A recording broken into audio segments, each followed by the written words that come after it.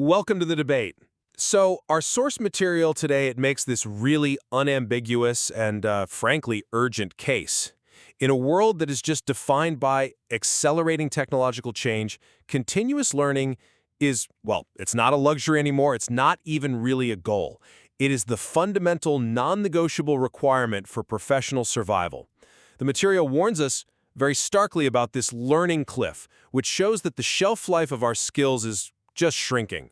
Drastically. We're talking less than 5 years in general, and sometimes as little as 2 in, the tech world. And that sense of urgency is palpable. I mean, the data is frighteningly clear. But that existential pressure, it leads us directly to our central question for today. Because the source material, its response to this threat, is to frame continuous learning almost exclusively as a relentless optimized system. They call it the 1% learning system, and it's designed not just to keep up, but to create an elite who, and this is a direct quote, are meant to dominate their fields. And it's presented as the only reliable antidote to becoming irrelevant. Exactly. So the central question we really have to grapple with is this. Is this high-stakes, system-driven approach with its focus on optimization, automation, and this competitive need for dominance, is that the universally beneficial model for lifelong growth? Or does its relentless focus on efficiency actually risk undermining the depth, the wisdom, and, frankly, the intellectual health that's required for true long-term adaptive expertise? I'm going to argue that the systematic approach, the one built on these automatic daily habits, is really the only reliable way to counteract that rapid obsolescence and the brain's own natural tendency towards stagnation, that decreased neuroplasticity we see when we fall into the comfort zone trap. Consistency, which you only get through structure, is the only thing that's bulletproof against our own human inconsistency. Intellectual burnout. And maybe more critically, that true breakthrough innovation and that adaptive expertise we want, well, they require forms of non-strategic, diverse learning that this prescribed 1% system with its rigid structure might just inadvertently suppress. Okay, so let's lay out the framework. My position is that the threat of the learning cliff, it just demands this kind of systematic response. The source is very clear on this. It says, the moment you stopped learning, you started dying. Relying on formal education like a university degree is dangerous because the curriculum is, well, it's outdated before the ink is even dry. That much is certain. We all need a personal learning infrastructure. Exactly. We need a sustainable personal infrastructure. And the only way to get that in a world changing this fast is to treat learning like a systematic, non-negotiable daily practice. It operates on the principle that small, consistent actions compound into extraordinary results. It's about leveraging psychology and environment, not just motivation. We have to adopt the pillars of the 1% learning system: strategic consumption to filter out the noise, active processing using methods like the Feynman technique to actually test understanding, spaced repetition for memory, and application acceleration. This whole system, which is powered by environmental design, making learning just an inevitable part of your day, is essential for upgrading what the source calls your cognitive operating system, and for ensuring you stay professionally relevant for decades. I accept the necessity of systems. I even accept the mathematical certainty of compounding results. But I have a very serious intellectual reservation about this aggressive competitive framing. The source constantly says that if you stop, you're falling behind at an accelerating pace. This creates an environment where you're just relentlessly running in place. And while the material is right about the importance of neuroplasticity, it doesn't really account for how this intense focus on optimizing every single minute might create a deep, chronic risk of system burnout. It turns learning from an intellectual pursuit into, well, a source of constant anxiety. Okay, but what's the specific intellectual cost here? I mean, what's the downside of being efficient? Right. That's the question.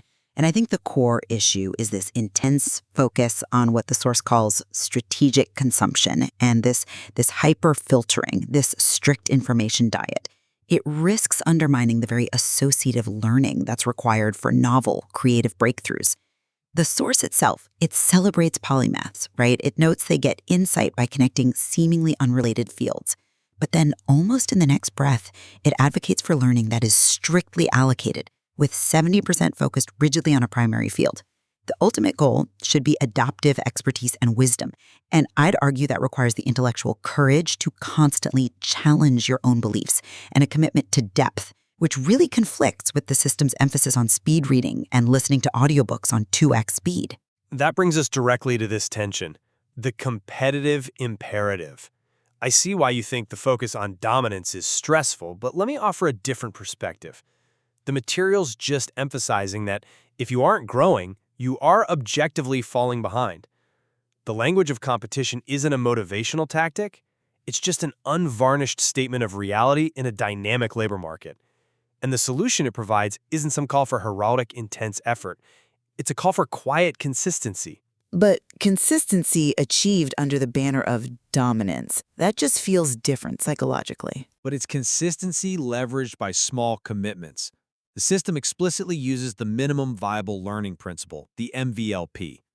This is the antidote to burnout, not its cause. The MVLP isn't a goal, it's a mechanism for what they call trigger automation. It means setting a target so laughably small, say reading one single page, that the inertia required to start is essentially zero. This builds the habit, and habit, not motivation, is what provides that necessary progressive overload for the mind that you need for expertise, but in a sustainable way. I'm sorry, but I just don't buy that the language of dominance and insurmountable competitive advantage is the ideal psychological framework for a healthy, lifelong intellectual habit. That kind of external pressure can unconsciously lead you to focus purely on performance, on checking the box for your 10-minute task, instead of engaging in deep, genuine learning. The material itself warns against this, conflating activity with progress. True expertise, the kind that produces sophisticated judgment, requires you to embrace difficulty and confusion as signs you're actually learning. And that process is often slow and messy and nonlinear. If continuous adaptation is the only stable strategy, then maybe what we need is a resilient, curious mind, not a ruthlessly efficient machine fueled by the need to win. But that highly efficient machine is the very vehicle that preserves and directs curiosity over a 50-year career. Efficiency frees up mental bandwidth for the deeper work. I mean, if the system automates the low-level functions of just getting information in and retaining it, doesn't that give the elite performer more time and mental energy for the kind of deep, contemplative synthesis that you're championing? The MBLP isn't about rushing the learning, it's about making the start inevitable. It assumes, though, that the learner can just toggle off the competitive anxiety the system itself encourages. Let's connect that mindset, built on tight scheduling and high ROI, to the question of what we consume. This brings us to our second point, strategic consumption. If we are constantly running on this tight, optimized schedule, how can we be sure we aren't filtering out the very inputs that lead to true, novel insight? Well, strategic consumption is necessary to ensure focus. Random learning might feel interesting, but as the source states, it doesn't create the kind of focused expertise that leads to exceptional results. We live in an age of information overload. We have to filter out the cognitive junk food, all the low-signal, high-noise content, to focus our attention on high-value sources and primary data. The whole goal of this system is to maximize the return on every single unit of learning investment. I agree, we have to avoid junk food. But the system doesn't just filter low-quality information. It imposes a strict intentionality filter. How does this align with my specific learning goals? You mentioned how polymaths make discoveries by connecting diverse networks. Yet the 1% system advocates that strict 70-20-10 time allocation, 70% on your primary field. Doesn't this highly strategic, selective filtering risk eliminating the very diverse, non-essential inputs that facilitate deep, accidental, cross-pollination insights? Revolutionary ideas often emerge from non-strategic observation, from accidents. That's an interesting point, though I would frame it differently. The system does acknowledge the need for diversity. That 10% allocation for completely unrelated subjects is critical, but it insists that the majority of effort must be targeted toward core expertise to move the learner from just being competent to the autonomous stage of true expertise. Without that 70-20-10 split, learning just becomes random exploration. You end up hoarding knowledge without the focused density you need for professional autonomy. The goal is to build an intellectual fortress, not a sprawling, disorganized library. But a fortress risks structural rigidity. Sometimes the most revolutionary insight comes from a seemingly irrelevant piece of history or philosophy that accidentally bumps into your primary field. If you have to pre-justify reading that source by fitting it neatly into your 10% bucket, you've already lost the element of serendipity. That intentionality filter, it biases the learner toward predictable, reinforcing knowledge. We're talking about the difference between efficiency and the unpredictable nature of a real creativity. Serendipity favors the prepared mind, and the system ensures the mind is prepared, focused, and has the capacity to integrate those 10% inputs. But let's move from input to output, which is our final point, the emphasis on rapid application and feedback. A crucial aspect, yes? Right. The material stresses that knowledge without application is worthless, and that new knowledge must be applied within the implementation window within 72 hours to maximize retention. Now, this is not about arbitrary rushing. It's a mechanism for creating short feedback loops through micro-experiments and imperfect action. This process converts theoretical failure into actionable data. It ensures the knowledge actually changes your behavior. That is how you accelerate skill development and build the application thinking that separates a knowledge hoarder from a knowledge user. That's a compelling argument for behavioral change, I'll grant you that. But have you considered the cognitive costs of forcing immediate application of complex, abstract concepts? Take something like developing a new mental model in strategic finance or integrating historical patterns into policy analysis. These aren't simple procedural skills. Forcing a 72-hour application window on something that abstract might lead to shallow interpretations or, even worse, premature action, just to check off the application acceleration box. But the 72-hour rule applies primarily to getting started, to that initial, imperfect action. It emphasizes creating small, low-stakes micro-experiments precisely because perfect understanding is impossible before you try. We learn by iterating. If you wait until a complex concept is fully synthesized and integrated before you act on it, that information is already starting to weaken in your working memory. The failure to act is a failure to start the iteration cycle. I agree that the failure to act is a failure to start, but the failure to reflect deeply is a failure to achieve wisdom.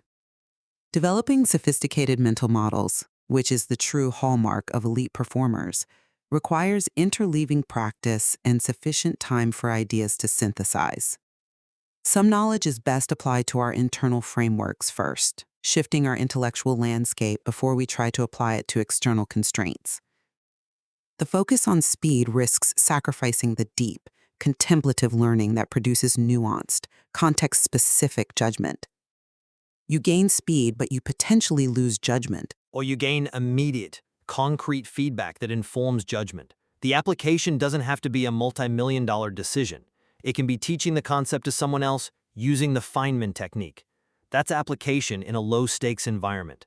The system demands we act quickly to solidify the retention curve to make the learning stick. If we are aiming for professional longevity, we need to ensure our foundational knowledge is robustly built through repeated, rapid use. And I insist that while action solidifies skill, contemplation refines insight. We're talking about two very different definitions of learning value. Look, we fundamentally agree that lifelong learning is essential, and it requires systems to maintain the consistency you need for compounding growth. My reservation remains focused on the emotional costs of the competitive framing and the intellectual costs of the system's structural intensity. True mastery requires intellectual humility and courage, the willingness to constantly challenge your own systems and beliefs. And while systems create that necessary growth trajectory, we have to constantly ensure that the relentless pursuit of efficiency doesn't crowd out the necessary time for deep, non-strategic exploration and reflection. I'm just not convinced by that line of reasoning, because the evidence shows that consistent, automated systems are the only reliable mechanisms that overcome our human tendency toward the comfort zone trap. The 1% learning system is not just about speed. It's about building resilience and making growth inevitable. By automating the learning process and enforcing a focus on high-quality information and immediate application, individuals ensure they're constantly upgrading their cognitive operating system.